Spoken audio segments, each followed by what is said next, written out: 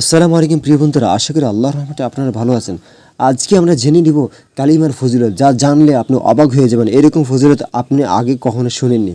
হযরত আবু হুরায়রা রাদিয়াল্লাহু তাআলা আনহু হইতে বর্ণিত আছে যে রাসূল সাল্লাল্লাহু আলাইহি সাল্লাম ইরশাদ করিয়াছেন, ঈমানের ৭০টি অধিক শাখা রহিয়াছে, তন্মধ্যে সর্বোত্তম শাখা হল লা ইলাহা ইল্লাল্লাহ বলা, এবং সর্বনিম্ন শাখা হইল রাস্তা হইতে কষ্টদায়ক জিনিস সরাইয়া দেওয়া, এবং লজ্জা ইমানের একটি বিশেষ শাখা। মুসলিম শরীফ। হযরত আবু বকর রাদিয়াল্লাহু তাআলা আনহু হইতে বর্ণিত আছে যে রাসূল সাল্লাল্লাহু আলাইহি ওয়াসাল্লাম ইরশাদ করিয়াছেন, যে ব্যক্তি সেই কালিমাকে কবুল করিবে এবং যাহা আমি আমার চাচা আবু তালেবের নিকট তাহার মৃত্যুর সময় পেশ করিয়াছিলাম এবং তিনি তাহা প্রত্যাখ্যান করিয়াছিলেন, সেই কালিমা এই ব্যক্তির জন্য মুক্তির উপায় হইবে। আবু হুরায়রা রাদিয়াল্লাহু তাআলা আনহু হইতে বর্ণিত আছে যে রাসূল সাল্লাল্লাহু আলাইহি ওয়াসাল্লাম ইরশাদ করিয়াছেন, আপন ঈমানকে তাজা করিতে থাকো। কেহ আরজ করলেন, ইয়া রাসূলুল্লাহ, আমরা আপন ঈমানকে কিভাবে তাজা করিব? তিনি বলিলেন, লা ইলাহা ইল্লাল্লাহ বেশি বেশি করে পাঠ করিতে থাকো।